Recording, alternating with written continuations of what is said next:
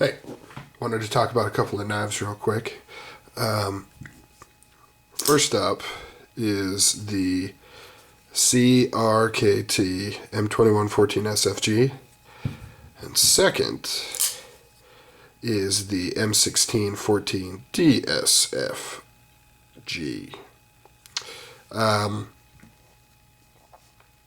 First off, my overall impression of these knives are very good. I like them both. I think they're pretty sweet knives. I think everybody should have at least one. I don't know why I have as many as I do, but I do. So yeah, they feature the VEF serrations. I haven't really had a chance to try them out, but they look badass, right? And looking badass is half the battle, no? Maybe? I'm not quite sure. I think they would perform the serration task, I would think. I mean, that looks like it would rip and tear through just about anything, so I don't think you'd run into a problem with those not performing for you. Some of the main features we've got here is around a 4-inch blade. The steel on these, I believe that both of these are 8CR14 MOV. So, you know, it's alright. Well centered on these, very well made. G10 handles, the G10's good. It's got a good grip. I've seen better, but I've seen lots worse. The machining on the G10's great. The fit and finish and everything's great. You got the 3 screws in the pocket clip, which I like. Pocket clip looks kind of small. I haven't had any issues with it. I've carried both these around. Works just great. It just looks kind of small for the size of the blade. So if you care about that kind of thing, then whatever. That's a pretty nice feature right there. You know, you are not going to choke up on that blade at all. I mean, that's me pulling all my force that I possibly can. You're not sliding up there. That's for damn sure. Deployment on both of these are flipper. It does have a thumb stud, and if you saw my video on the zero tolerance, theirs works in a similar way, where the thumb stud's primarily for stoppage and securing the blade against the frame and the scales. However, CRKT does a little better because they have good texturing on it, unlike the zero tolerance. So you can actually get a hold of that and flip it open.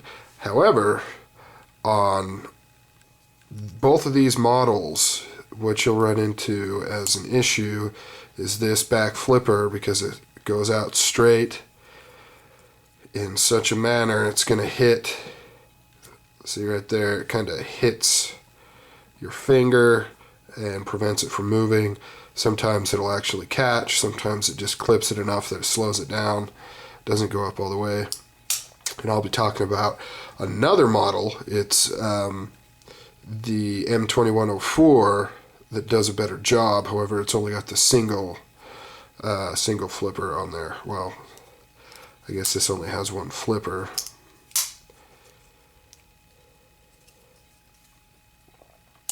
But other than that, it's a pretty standard. Oh, yes. What is this, you ask? This is their patented LOX system, which really, I don't know. I think it's kind of a gimmick. What it does is it's automatically deployed when you pop open the blade, and it just puts a little piece of metal on that side of the liner lock to prevent it from moving this way. However, there's nothing that's preventing it from moving further this way or from just bending. And if you look, that's a fairly thin liner lock. Rather than having this auto lock system, which just adds a step in closure, I'd rather have a thicker liner myself. But I guess the point of this is to prevent accidental unlocking, not so much that it prevents stress unlocking. You know, if you were to apply massive stress on this blade, it's going to fail. And this is not meant to protect that. I guess this is just meant from, I don't know, accidentally moving this over while in use. But as far as one-handed closure, it's pretty easy. You just hold it in this position, pull that down, pull down this little button there, move the liner over, let go of that button, and then close it up. Pretty simple stuff. Really, really easy to do. This, of course, has the Tonto blade. It's got the, I forget what that coating is called. What is that? The nitroglyceride super duper tough coating, I don't know. But it's desert tan looking son of a bitch. So you've got liners on both sides here. Of course, this is the liner that's used in the lock, so it breaks away there, which you can see through these holes. As far as how it feels in the hand, it feels good. It's not perfect. I felt better, but it feels good. You got plenty of knife coming out the back there. I've got pretty big hands. But the main thing with these is the price point. These are very, very, very affordable. $40 to $60, depending on where you go, what kind of deal you got. You can get one of these in your hot little hands and just go to town with it. It's got a complete flow-through design there, cleaning out guts and pieces of hair and scalp, or lint or paper or whatever's in your pocket. I mean, depending on your use. The liners are thick enough that I can apply pressure here. Very little movement. So it's a tough knife. Is it the toughest? No. If you wanted something that would act more like a fixed blade, I would go with a Strider or maybe even a Cold Steel Spartan or something. Use their triad lock. You might get a stronger lock. I've seen a few videos of people trying to baton with these. I don't know why you would think this is any stronger than any other folder. There's nothing on here that tells me this is a stronger locking mechanism than any other folder. I think this auto locks thing is what makes people think this is a super strong locking knife. But like I said, that just protects against accidental, moving of this liner and accidental closing. This does not have anything to do with protecting it against stressful closing or pushing it to failure or making it extra strong. I mean, this just keeps you from accidentally moving this over. Usually when a liner lock fails, it'll bend, usually this way, or it will slide all the way over and get jammed up here between the scales or the liner and the blade. So yeah, this auto locks really doesn't do much for it. And that's about it, really. But these are really cool knives.